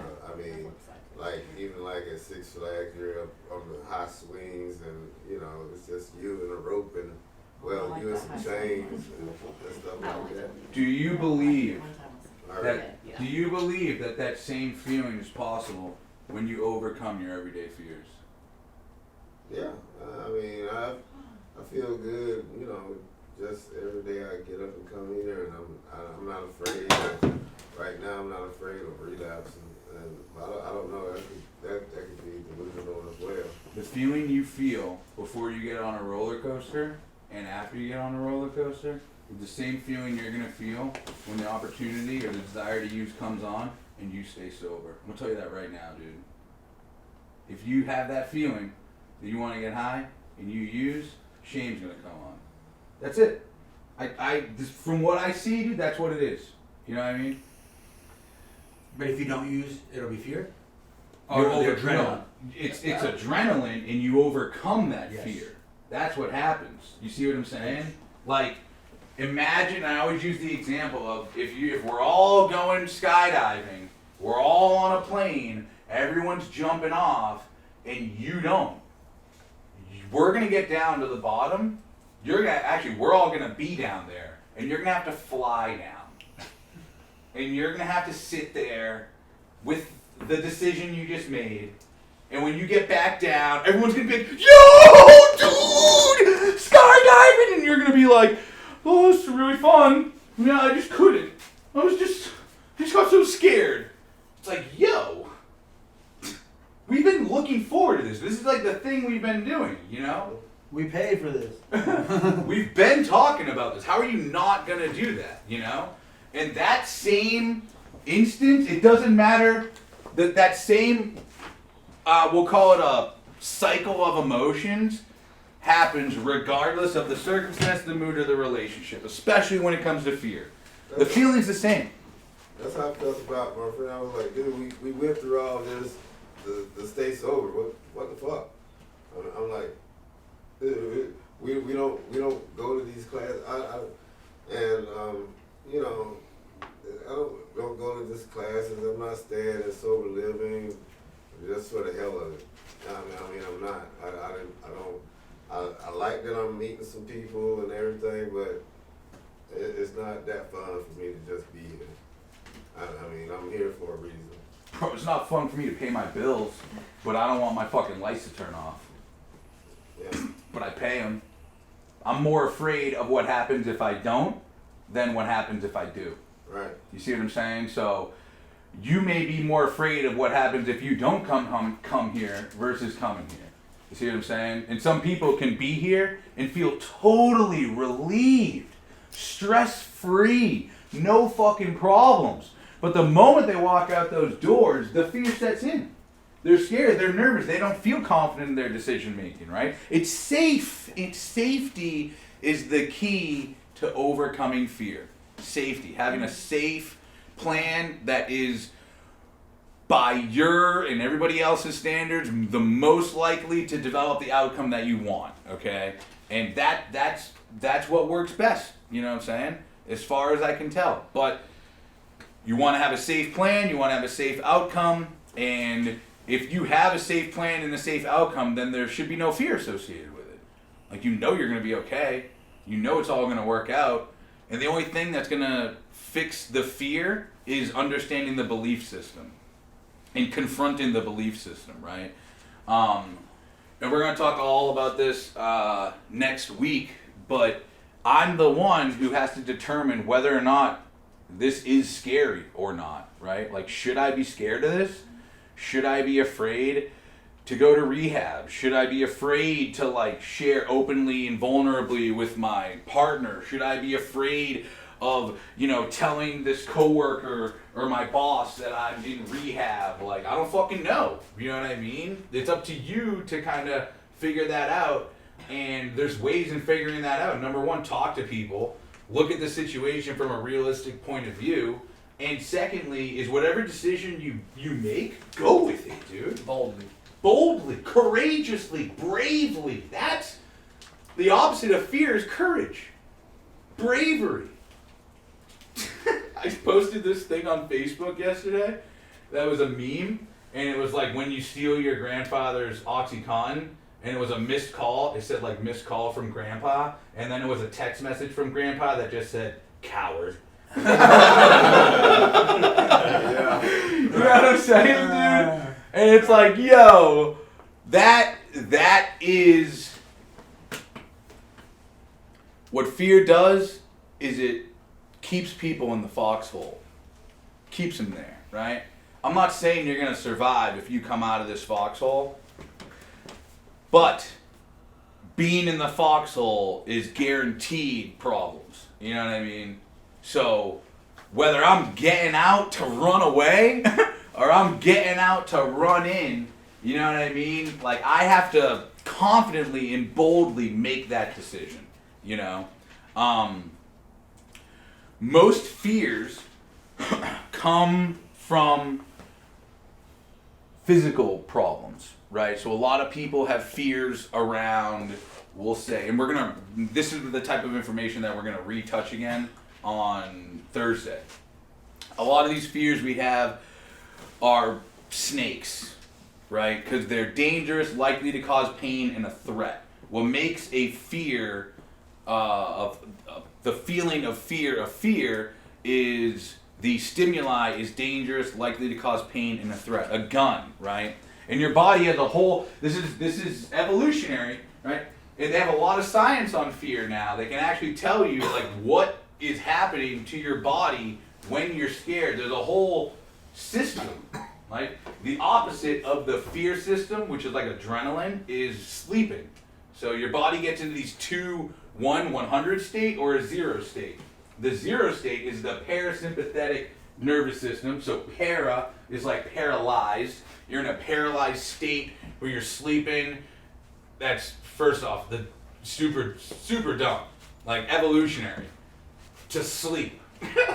Anything could come up, steal your shit, kill you, whatever, right? But it's got to be important because we've been doing it for a third of our day. So sleep is actually really important. Then the opposite is fear. The sympathetic nervous system, adrenaline. That will kick in, your heart will start racing, your vision gets hyper-focused. Mm-hmm. So usually, like, say the guy comes with a chainsaw, you're not going to be like, wow, look at the clouds. You're going to be like, oh, chainsaw. And you're not going to take your eyes off the chainsaw. Why? Because it's dangerous, likely to cause pain, and a threat. You're going to have like a straw vision of the fucking stimuli, right? There's 4 responses from what I know. I know freeze, fight, flight, and then there's fawn. From what I believe, fawn is kind of like a Stockholm syndrome. Like fake death? It's more like Embrace. embracing Oh, it. So yeah. think of Stockholm syndrome, like Yeah. you kidnap me, I'm like, oh, Yeah. like I fall in love with the captor. Come on over with the chainsaw. Yeah, you're right, dude. Dude, So I have a chainsaw. Let's do it. yeah, I got yeah. some wood for you to cut. Come here, come here. It's dude, it's like it's scary. You know what I mean? The phonics, people are like, oh no, it's okay. Oh, you're seeing Stockholm syndrome like in movies and shit? Yes. Dude, it's fucking scary. Like all of a sudden the person's like, I think you're so hot. and they're horrified, like doing this, and you're like, as a viewer, you're like, dude, this is scary. And I mean, to what degree does fawning exist? I don't fucking know. You know what I mean? Who knows? There may be 100 fawning, like doing something like that, versus some little fawn. You know what I mean? Just kind of like, who fucking knows? I don't know. I'm not here to give all the examples. Look it up yourself. But what you're gonna see is the fears that we have. They're either physical or ego related. Okay, so I'm either afraid that something is physically gonna hurt me, or I'm afraid that something is gonna hurt my ego, my self-respect, or no, my self-esteem, or self-esteem, or self-importance. So people may be scared because they think they're really important and they're being brought down here, or they're afraid that they're not that important being brought up here, or people are afraid that their self-esteem is being brought down or their self-esteem is being brought up.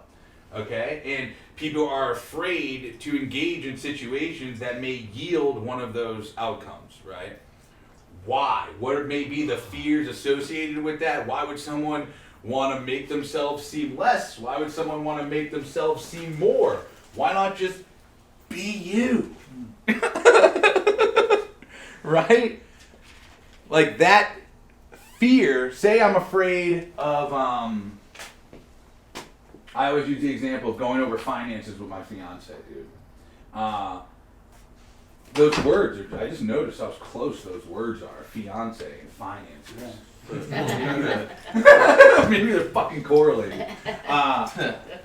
Possibly. But I was thinking, I often use this example of fear of sharing my finances with her. There was a point in our relationship where we were always arguing over money, and came a time where we had to talk about it, and I had a fear of talking to her about it because I saw myself as this guy who had a lot of money, and the reality was I didn't. Yeah. You see what I'm saying? So if I have the conversation with her, I may expose that about myself. And I'm afraid to expose that about myself, right? So in an effort to not feel that feeling, I avoid the situation. And how do I avoid the situation? Anger, gaslighting, walking out of the room, all different types of things. And what I came to find out was when I sat down to like have the talk with her, there was a moment in the discussion where the fear set in.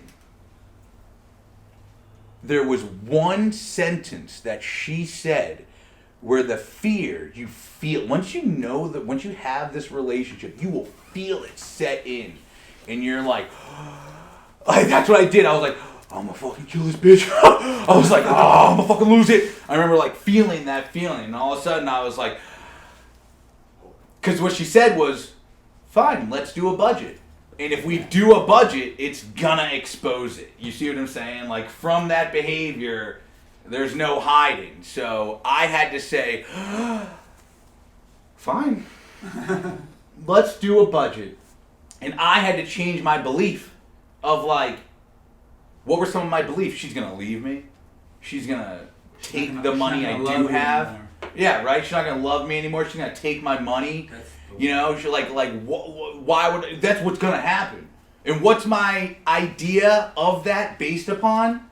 I've never shared my expenses with anyone. The only people I've ever lived with were roommates, dudes, right? And when I lived with roommates, I would be like, yo, rent is due. You got that? What would you do if you ever do that to a significant other? I have. I can't believe she's still fucking with me, dude. You know what I mean? I was like, babe, rent's due. Do you have money? And she's like, yo, what? Like, do you not have money? Like, I'm covering this stuff. What are you doing with your money? You know what I mean? And we had to talk about it and come to an understanding. And dude, she said, what are you doing with your, and mind you, this is my moral inventory. This is what I think is, maybe you think it is right to go and say, hey, honey, give me that money for rent. You know what I mean? I don't think that's right. I think there's other ways to handle it. There's other ways to have these discussions. You know what I'm saying? And there's better ways to figure out finances. But when we're sitting there and she said, let's do a budget, the feeling came on. And I had to say, it's okay. She's not going to leave you. You're doing everything correctly with your money. You're not mismanaging your money. Like, you have no money because everything is paid. You see what I'm saying? Like, it would be my fear of bringing people into my finance because my finance relationship has been built on 10 years of using, getting money and spending money.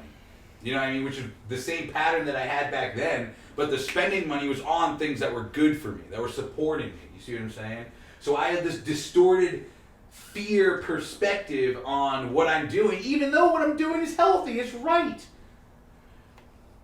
The feeling came on, you behave, we had a great talk about finances, and at the end, we sat there, we took a deep breath, and I said, yeah, so that's my finances, that's my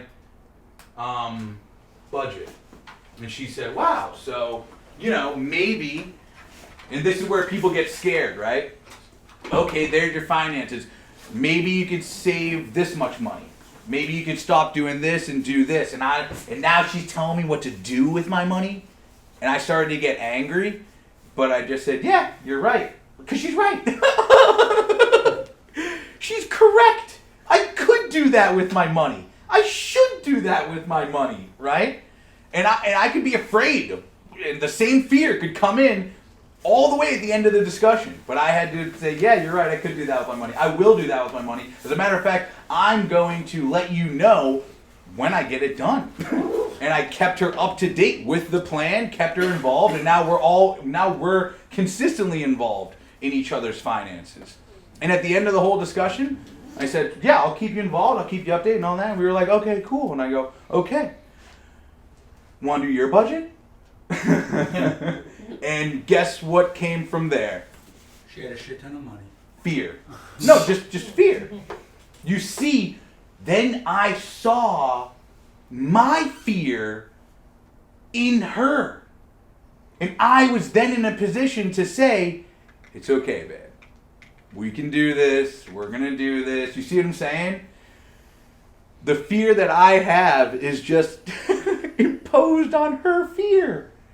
She's scared that, and her fear's right, because I have no money, and everything was correct, but it's just funny how people will point out fears and point out all this shit, and they're not going to deal with their own shit until you start dealing with yours. I'm going to say that right now, dude.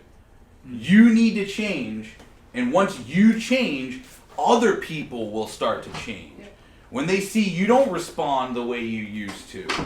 Because here I am, she thinks that I'm just going to blow up again and walk out and that's it. But when I respond differently, she's like, whoa, oh, that's like that's like the guy I want. You see what I'm saying? Like, that's the person I want. The brave, the courageous one.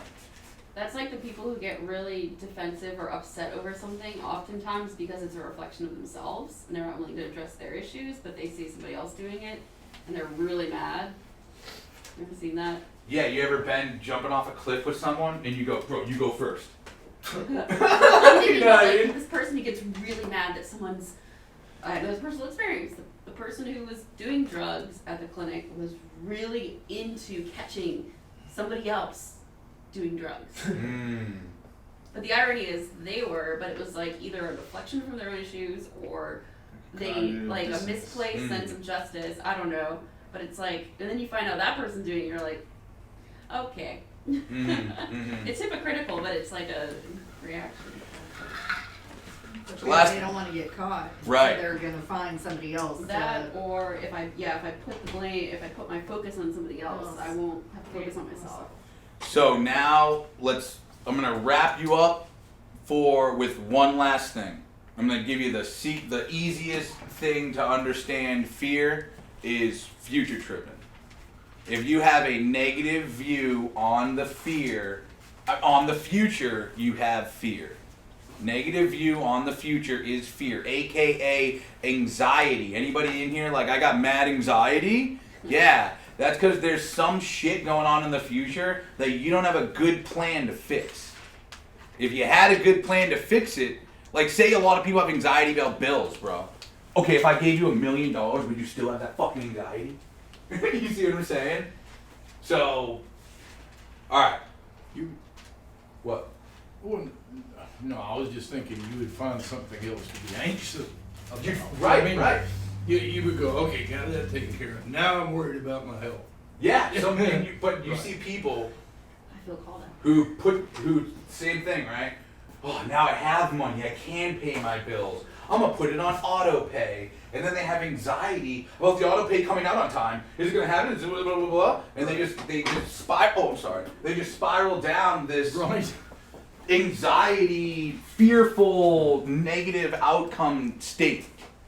Now, again, you want to conquer fear, positive outcome, positive plan. A plan that is going to give you a safe outcome is a great way to conquer fear.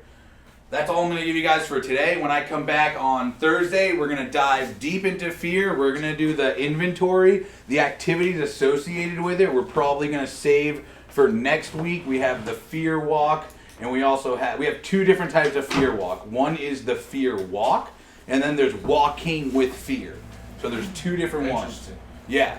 So we're going to take a couple days. I'll see you then. I was going to say we're going to take a break, but that's the end. Great work today, everybody, and I will see you next week. All right, Jimmy.